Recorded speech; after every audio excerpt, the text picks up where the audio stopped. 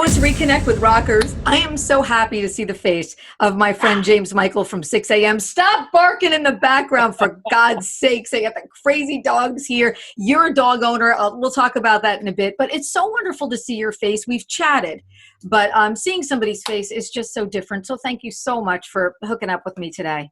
Oh, it's a pleasure to be here. I'm so happy to be talking to you. I've been thinking about you a lot lately because me and Bentley, my dog, have been just really enjoying being able to spend all of this time together during the quarantine. It's just really been a gift. And so I think about you often and how your dogs are doing. And I saw Bentley on the gram, and yeah. I saw when you got him on Instagram. First of all, I mean, you're handsome, don't get me wrong, but he blows your doors off. That is one handsome mother trucker dog. I mean, he's so beautiful. You and me talked years ago, and you had always said that you really loved golden retrievers. And I don't know if it's from Nikki. Maybe it's from Nikki. But you said, I have this thing for golden retrievers, and I think I'm probably going to end up with a golden retriever, and hence you did. I did. Yeah. Well, my assistant Melissa got a golden retriever first, and I just fell in love with him. And so I ended up getting Bentley from the same breeder. We went to a breeder, which I know is kind of frowned upon. But for my first dog, I wanted to raise him as a puppy and kind of learn what that experience is all about. And it was very difficult. Man, raising a puppy is tough. It's like having a baby. Yeah, I guess so. But he's just such a gift in my life. He's just amazing. Yeah, and you love him, and he's so handsome, and you guys are just such a perfect fit. He was the dog for you. He was waiting for you. And it's nice that you guys have been able to spend a little quarantine time. I say the dogs keep you sane. They need you. You can't be pissed off. You can't be bummed out. You can't say, I'm just going to hang out today and not do anything. No, you got to get up and go. They make you do that. They do, and they also pick up on your moods. Like I've had days where I've been really stressed out about something, and he can tell, and he immediately starts acting differently around me, almost in a comforting way. So yeah, just a real gift. Yeah. I just literally had a picture before you zoomed in. Thankfully, it didn't happen now, of Mick Jagger fall off the wall. Thankfully, Mick was not injured, but Rosie took off, and I don't think she's coming back. So yeah, they pick up on anything that's a little different for them. Let's talk music. Yeah. Maybe it's time. Definitely a tune that I think has always had a little bit of a mission, although you may not have known that when it was originally recorded, but a 6 a.m. favorite, of course. Talk to me about the mission, and talk to me about what this song is all about these days. Well, I like the way you said that. It does feel like it's a song with a mission. And ever since we wrote it several years ago, actually. And at the time we were writing it, it felt almost like a country song.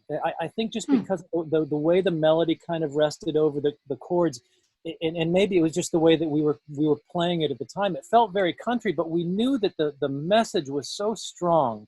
So when we ended up putting it on our Prayers for the Blessed album in 2016, it's a great version on the album, but we all felt that it deserved a little bit more. It deserved to live a life outside of just the 6 a.m. world. So when this movie Snow Babies came along and we started looking at the possibility of songs for the soundtrack, it really just jumped to the top of the list because of the message and because of the mission that the song was already on. So to be able to get all of these great artists involved with it and actually have them be passionately excited about being a part of it was a real thrill to us. And now I think we all feel like the song has borne out its initial purpose much more because of this new version. Yeah, I mean, certain songs have, again, that mission, and this one has, and especially right now. Do you think, now for those that don't know, you guys have teamed up with the Global Recovery Initiatives Foundation, and all of the proceeds from the songs, all of the artists have said, look, no take for me. This is all going to addiction, to opioid addiction. In getting this whole group of people together, how did you decide who was going to be on the collection? I mean, you've got Ivan Moody, and you've got Joe Elliott, and there's just so many, Corey Taylor, so many great artists, Brantley Gilbert from the countryside, who just fits in perfectly with you guys. How did you get everybody together for this? Well, it happened through a lot of different channels, primarily just because of the really wonderful people at the record label and management who helped kind of orchestrate all of this and make all of the contacts. Now, some of these artists were artists that, of course, we've toured with. Some like Brantley Gilbert, I didn't know Brantley at all. I knew of Brantley, but I didn't know him personally. But I think what really happened was that, again, because of the message of the song and all of these artists that are involved with it, have their own personal connection to recovery and addiction. And so I think that I think it felt natural for a lot of them when the opportunity rose for them.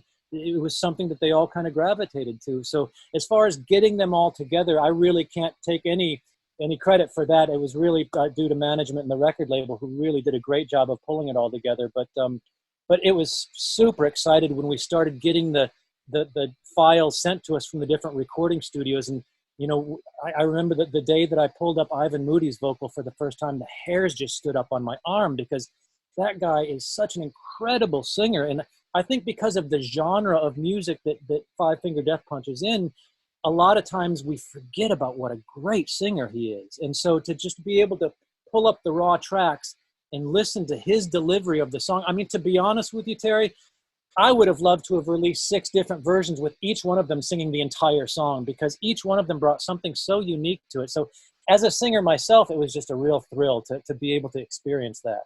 Yeah. I always say about Ivan, I like him when he's raw, but I love him when he's restrained. There's something about the vocal you get out of him when he's got that, restrained, that is unexpected. Yeah. It's such a surprise, and you really feel it.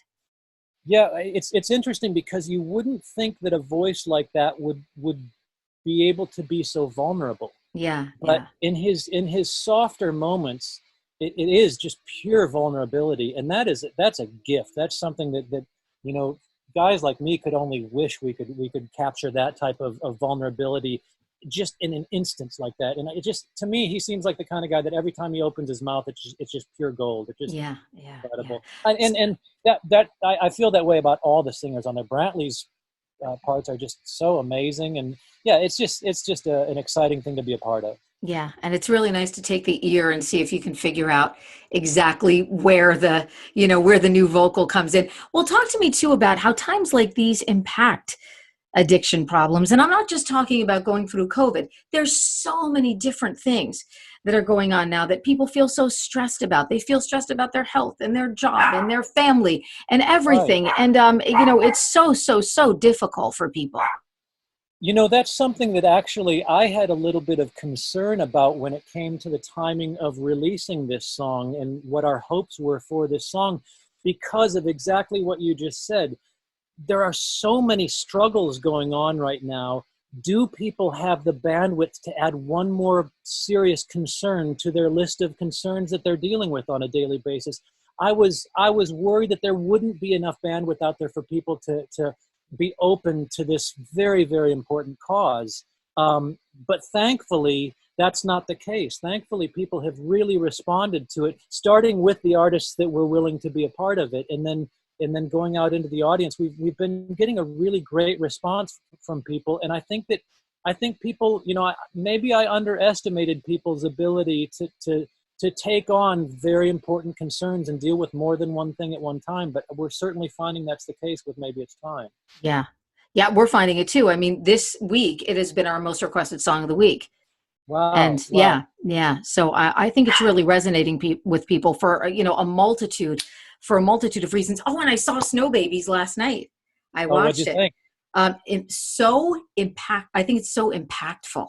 Yeah, it's heavy. It's heavy. It's absolutely heavy. And you're watching it and you kind of have to stay with it. And it's almost uncomfortable at times to stay with. But it's an important thing. I think it's an important thing for people, for young people, for parents, for anybody going through something to watch. It's just, I didn't want to say like it was entertaining for me, because it wasn't entertaining, but I was drawn in and I was with it the whole time. And it was something like I couldn't take my eyes off of it.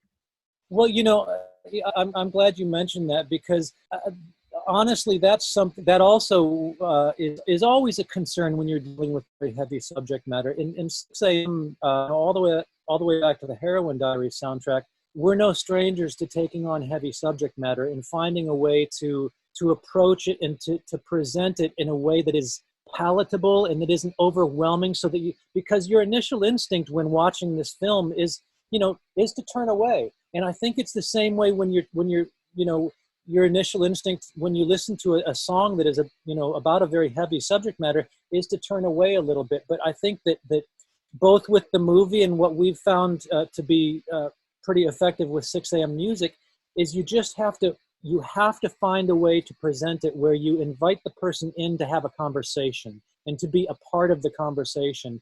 And I think that's what this film does very well. And I hope that, the songs on the soundtrack do the same. So has it been 13 years since the Heroin Diaries? I think it's got to be like 11 or 12 now. Yeah, I think we're coming up on 13. Is that crazy? Gosh, it is 13 years. I know. Which I cannot believe that it's 13 years. Oh my gosh, that is crazy. Now, is there still a musical in the works? Is all this stuff happening? Yeah, absolutely. In fact, that of course got put on hold because of COVID as well. They were deep into the production of that. And then all of a sudden, of course, everything came to a screeching halt, which is kind of a lucky break that this film came along, at this time, because we didn't want COVID to derail this strong message, and there was the risk that was going to happen. So having this movie come along and us being so lucky to be a part of the soundtrack kind of gave us an opportunity to be having the conversation that we're having right now that maybe we wouldn't have had until the musical comes out in maybe a year or 2 years. I'm not sure how long it's going to be now, but that is still in the works. Yeah. Oh, that's great though. It's certainly something to look forward to. You guys have 1, 2, 3 songs also on the soundtrack to Snow Babies. And I advise everybody watch it. I went up and watched it on Amazon and, it was just incredible. I mean, I was literally on that journey. You're up and down and and when it's over, you're sort of like, woof. Wow. Yeah. What I really like about what that film accomplishes is that it really does highlight the fact that this can happen to anyone. Oh yeah. This can happen to the shiniest, most perfect family in the world. And that's something that I think, that's another fact that we all just kind of turn our heads away from and just don't want to really accept the fact that that's the case. But this is going on, right next door to us. It's happening, everywhere, and no one is safe from the effects of this. Yeah, no one is immune. Right. Okay, so a couple quick questions before I let you go. I thought I'd do like a couple firsts for you. Oh, like the things that a couple like the Virgin James Michael path. Yeah. You ready? All right. So what was the first song that you ever wrote as a songwriter? Because you are a producer, a songwriter, an engineer, you're the guy who's, does everything. As I said, when we've spoken before, music kind of flows through you. You've got a different ear than, someone in a band would have, or somebody like me would have that listens for songs on the radio. You're listening for completely different things. So what was the first song that you ever wrote? The very first song I ever wrote was actually called, it is a strange title, it's called My Grandfather, October 10, 1976. And it was simply a dedication to him because he died when I was very young, but I was old enough to really, love my grandpa and know enough about him. But when he passed away, it was the first time I had really experienced loss like that. And more importantly than the loss that I felt was the loss that I saw my mom feel for it. And so I wrote a really wonderful song about him, just kind of out of the blue. I had never written a song before, and I just sat down and wrote this song from beginning to end. And it was a great song, and I played it for my mom, and that was a real special moment. And I think that's when she and my father looked at me and thought, there's something there. There's definitely a skill level there that is probably, he's probably a little too young to know it right now. But so they really, from that moment. Isn't that wonderful though, that your parents saw that and supported that, as opposed to no, you need to go to law school tomorrow. They saw that you had that great talent. I'm so lucky and so grateful for that. They saw that and they immediately suggested that we find a recording studio and that they would pay for the recording time to go into the Wow. studio and record it. And that kind of became a regular thing. I started writing a lot of songs, and they just, every time I'd come up with another song, they'd book the studio time and allow me to go in and just and do my thing. And oh my gosh, I'm so grateful for them. And you know, to this day, they're so supportive and Oh, just so that's thrilled awesome. that That is created awesome. a I'm so glad I asked that question.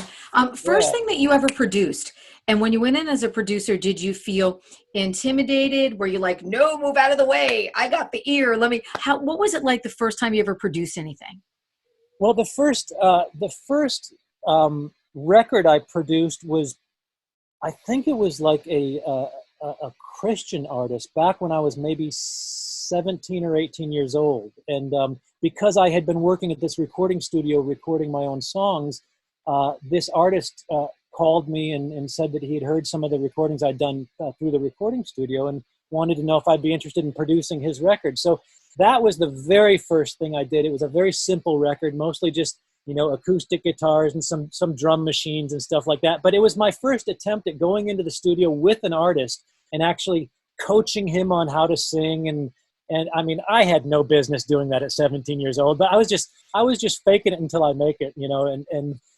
But the first, I would say, real commercially released album that I made was my first solo record called Inhale, which I believe was released maybe in 1999 or maybe Hmm. 2000. Yeah, I think it was like And it around was the 2000. first Yeah. album where I played all of the instruments and I recorded it and mixed it myself. And so that was my first experience really putting together an album.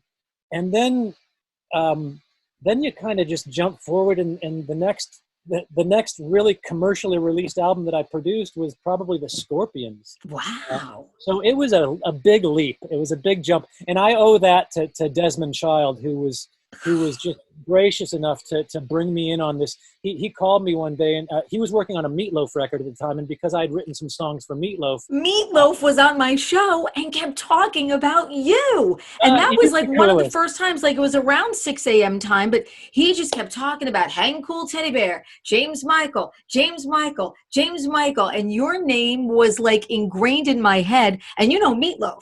I mean, you're not taking an off ramp with him. He is just No, going down the highway at 150 miles an hour. And your I got to name was in the interview on my show more than anyone. And I remember thinking, God, imagine producing Meatloaf.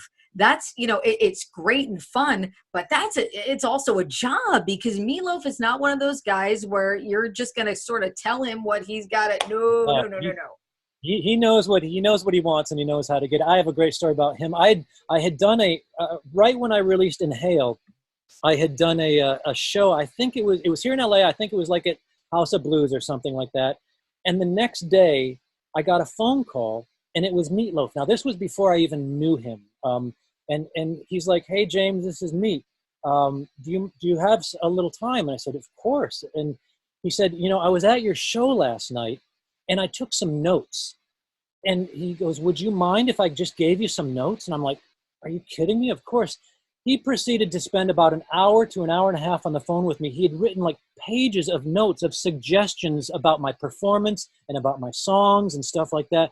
It just turned into this incredible conversation. Then he invited me up to his house, and I went up to his house, and we hung out there, and we just became fast friends. And just one thing led to another, and before you know it, I'm writing songs and working with him in the studio. And it was a real gift, and he was just such a champion of mine from very early on. So I, Yeah. I'm I'm grateful to this day for Meat. Yeah, yeah, yeah. Meat was all about you, my friend. He That's was just cool. talking about you, and you rejuvenated him, and you changed his career, and and it was he's something. I mean, and he's always such a fun guest to have on. All right, so we're doing first. I also want to, wrap up with the first artist who inspired you, who Hmm. inspired you to do the things that you do, that made you get sort of that feeling that you get kind of right here Yeah. where Yeah. you're like, you know what, this is an epiphany moment for me as a person.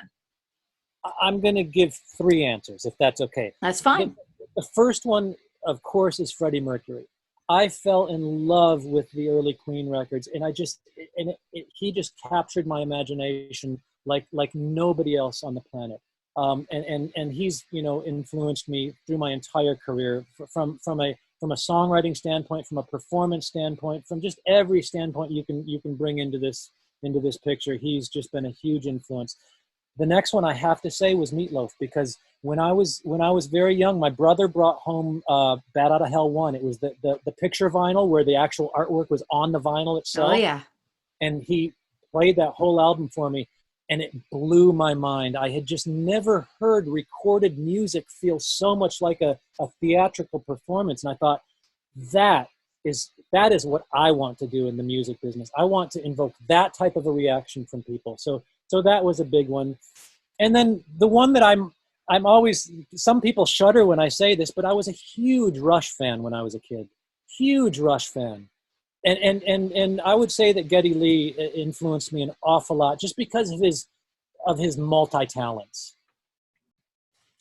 I'm like the biggest female Rush fan on the planet. So are you? That's so. Why, oh yeah. Okay, then I want to ask you a question. Why is it that sometimes we feel like we have to say we're a Rush fan kind of under our breath, or we have No, I am. If you ever look at my social media profile, biggest Rush geek. Like I wear that badge proudly. I was literally just on a Rush podcast, me and a couple of dudes, like just talking Rush. So cool. Just talking Rush. I was the girl, you know, wearing the army jacket by the Doors, you know, at the high school. Very freaks and geeks, you know, is my background. Yeah. But yeah, for me, my shows were all Rush shows. I always tell a funny story about how I bought a very expensive pair of Gucci sunglasses and I left them in the bathroom at a Rush concert, and I went back 2 hours later and they were still right there because there's no other ladies using the ladies' room at the Rush shows. You know, we're a dying breed. We're the only ones. You know, there's three of us and we die off and then we never rejuvenate ourselves. I love that. So I'm so glad to know that, because I mean, yeah,